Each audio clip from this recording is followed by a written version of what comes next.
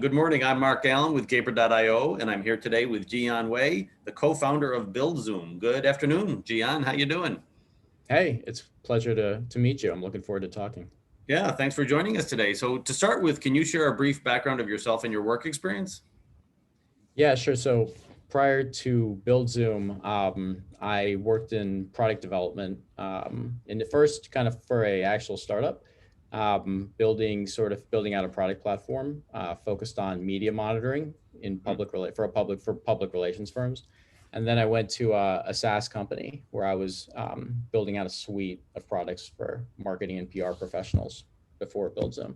Very interesting. So what has been your experience with remote employment, both as, formerly as an employee and now as an employer? Yeah, so I think initially at I actually that first startup was actually a distributed company, so everyone was working from home. Hmm. And at that stage in my career and at that point in my life, I really didn't like it at all. Hmm. I kind of craved like interaction. I needed mentorship and things like that. And so, I wasn't crazy about it. With Build Zoom, it's I've actually been pleasantly surprised by our ability to sort of adapt and actually make forward progress. We are in sort of a growing mode right now, and we've been able to kind of continue that in spite of all of us being remote. Hmm. So I guess I have two very different experiences of remote work. So yeah, and then it sounds like one as the employee in the and this would have been back, I'm assuming back in like the 2010 or the early 2000 range. Earlier, like mid 2000s, yeah. Yeah, interesting. Yeah, back then there weren't a lot of remote only companies, right?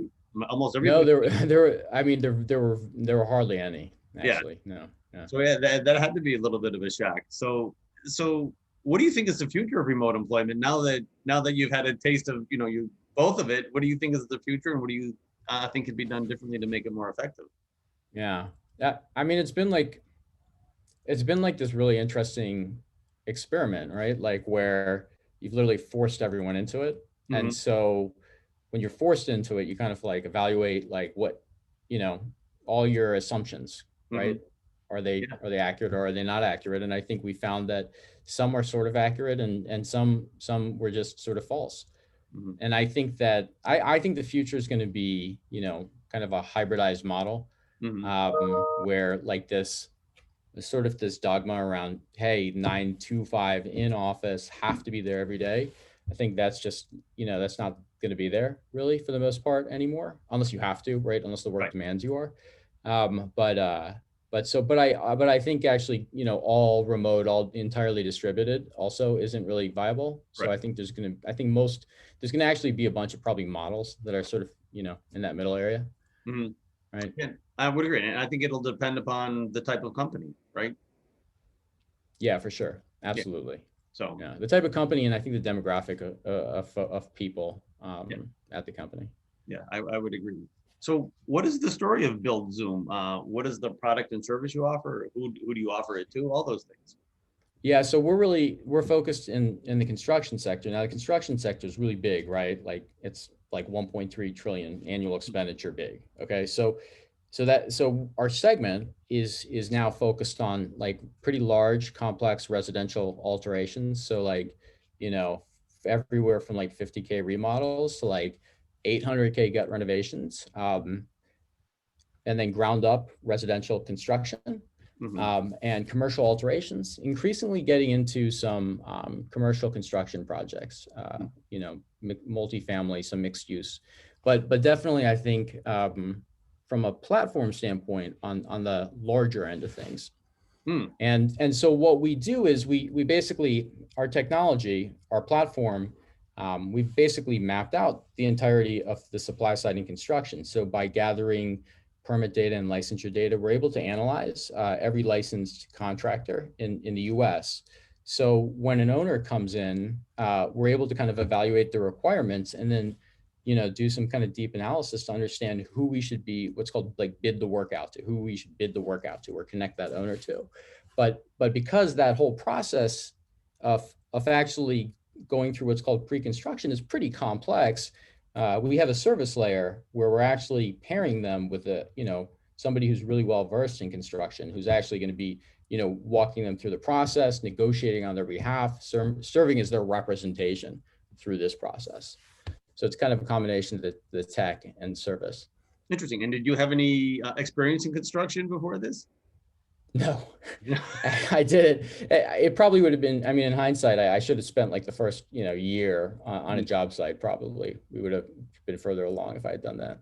Probably. So, and just out of curiosity, since, everybody is working from home now, are you getting a lot of, construction projects where people are building home offices and things like that? There's a lot of ground up residential. We're seeing a lot of ground up residential construction and yeah, definitely residential alterations, not just home offices. I think a lot of people are looking, I mean, you're spending a lot more time looking at your house, and those who have the capital, are probably more likely to make adjustments. Like if they haven't been impacted financially, they probably have more capital, right? And now they're sitting at home all the time. So a lot of that capital is being deployed against kind of improving their space for both living and working on the residential side. Absolutely. Oh, very interesting. And before the pandemic hit, were you one of those companies that came in 9 to 5 to an office, or have you always been distributed? No, we have I guess I should say we now have a cluster of people in California and a cluster of people in the Scottsdale area, but we had offices in both places, right? And we were, I'd say, like in our Scottsdale office, where we have two teams, our sales team, and then what's called our construction engineering team. So those are the folks who actually work with the owners. There, we had a lot of like rigor around hours and when people had to show up and be in office. I think SF, where, there's probably more eng and product, a little looser, but still like in office, people probably worked some people would come in at 10, leave at, like 7 or something like that. And it wasn't quite as disciplined. Yeah. And a lot of that has to do with traffic in the Bay Area, as you know. Yeah, right. Yeah. I know it affects me. I tend to go in earlier myself if I have to go into an office just to avoid the traffic. You have to go in later or early. You don't want to go in one of like the on two. time. Yeah. Yeah. So the pandemic really forced everybody to go remote in March. Did that have any challenges or roadblocks that you didn't expect? Or was it pretty easy sailing for you guys? Well, I mean, when everything first happened in March, we were kind of in panic and thinking the worst for the first month. So we weren't really thinking about remote. We were like asking more existential questions, I think, for like the first month. Yeah. I think I think we kind of were fortunate in our sector, at least, where first it was considered deemed essential in most states. And so actual like construction work continued. And then, I think after that first shock wore off, projects actually started to continue and actually gained steam through the year. From I guess our perspective, your question, I'm sorry, what your question was about, like, were there any kind of surprises or basically surprises or things you didn't expect that you really had to get over?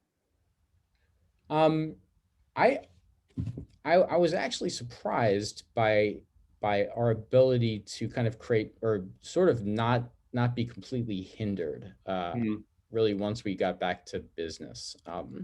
That was, I actually think I can't think of like anything in particular where I'm like, oh, we can't make this happen in person.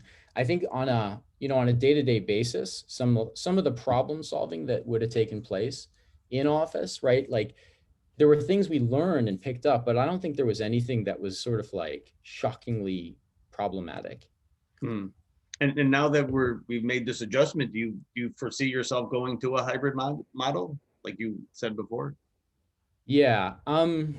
Yeah, absolutely. I think I think we're going to evaluate like, so I think that there are some things that we lose in remote, right? Like, I think it's easier. Focused thought, I think actually becomes easier. I think like diffuse thought becomes more challenging, especially like collaboration around like diffuse thought.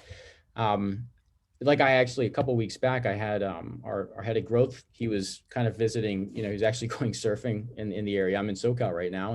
And we actually, worked in separate offices and, but we worked together and we went for like some long walks and actually I'd been struggling with like this one business problem, and just talking through it with somebody there Mhm. A lot really kind of clicked, and so I think some of that gets lost. Mhm. We're also, scaling our sales and construction engineering teams.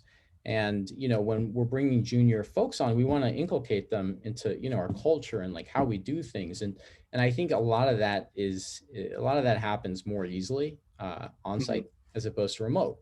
So, I think on a team to team basis, we're actually going to be probably getting down to that level of, specificity when we're kind of figuring out what the right model is. Interesting. And just out of curiosity, has your business picked up since the pandemic? I would think it probably would have after the initial shock. Oh yeah, I mean, oh yeah, yeah. I thought you were okay. It has. There's some questions over whether it is higher than it would have been ordinarily. I don't believe that to be the case, but Okay. it has. But yeah, no, it actually bounced back and normalized, and actually, like if you look at like the U.S. Census Mhm. construction put in place data. Year over year, there was actually growth. There's been growth through 2020 on a year over year basis. Now, I think that year over year growth may have slowed, but it has been pretty resilient, this market. Very interesting. Well, Gian, I want to thank you for your time today. It sounds like you have a really great product and a great team, and I wish you the best of luck in the future. Oh, thanks so much. I appreciate your time too. All right. Have a great day. Thank you.